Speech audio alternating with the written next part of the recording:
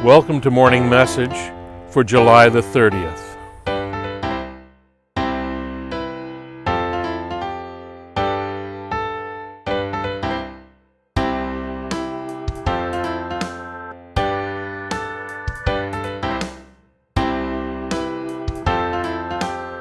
Growing up in the north end of Dartmouth, there was sort of a rite of passage for young boys. I'm not sure that the girls of the neighborhood had to go through this, but it was something that was expected of the boys. Northbrook School kind of took up the back part of a large block, and just below that was the teachers' parking lot and the playground for the people in grade 4, 5, and 6. Beyond that was a field, and the field wasn't quite wide enough to have a baseball diamond on it, but there was often a backstop there, and we played baseball and other games down on the field. And beyond that, there was a bottler, a company that bottled for Pepsi. I think it was called Morris, but I might be getting that confused with the one in Kentville, and maybe they were both Morris. I'm not sure. If there's people from Dartmouth who remember the name of the bottler on Windmill Road, you can write that down in the comments and let us know what the name of the bottler was.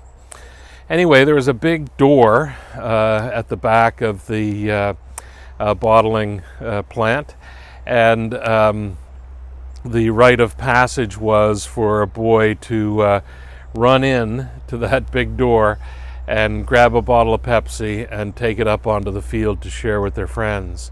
And there was kind of a lot of pressure on us to do that. And I'm sure that Morris or Pepsi worked into their business plan the fact that they would lose bottles of pop to the boys of the north end of Dartmouth. I have to confess, I never had the nerve to actually run in and steal a bottle of pop, even though the pressure was there. It was an expectation. And when I really think about it, probably only about 5 or 10% of the boys actually did this. Most of us didn't. So I'm not sure if it was really a rite of passage for us, but it certainly felt like it. And many times I sat up on that hill staring at that door, being dared by some of the other boys to go and do this, and I could never bring myself to do it, although I will confess I enjoyed drinking some of the Pepsi that was acquired in that way. So today I just wanted to think a little bit about those kinds of rites of passage that are different for us now in the midst of COVID-19. All of the weddings that were scheduled for St. Paul's Church this year have been postponed until next year. So people want to do things the way that they've always been done, and that makes perfect sense. But we have lots of different kinds of transitions that take place in our lives that we have to do differently, whether it's baptisms or weddings, or birthdays. I have a friend who says he knows how many birthdays everybody has had, and his answer is one. All the rest are anniversaries. But those anniversaries of our births are important things.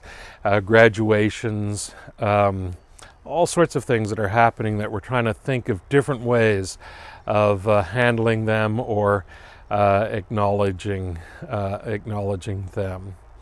In the church, those moments like baptism and marriage and funerals, I think even, are all designed in a way to acknowledge a change of relationship.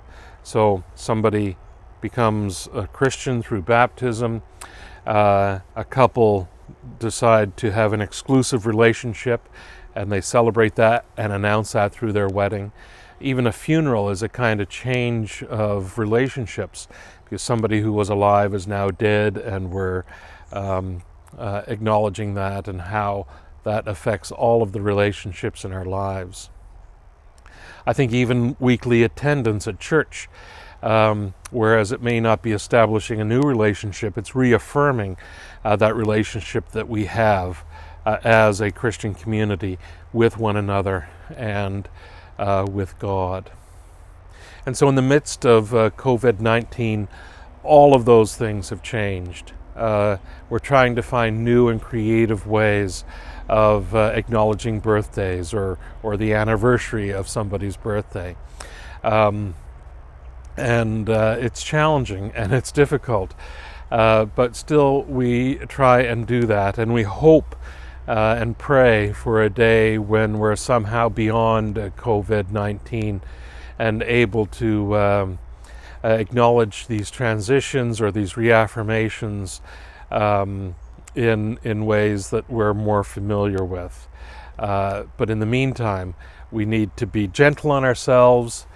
We need to be gentle on one another as we try and find different ways of acknowledging these significant moments, these significant transitions, these significant relationship changes that happen in our lives and continue to happen even in the midst of a pandemic.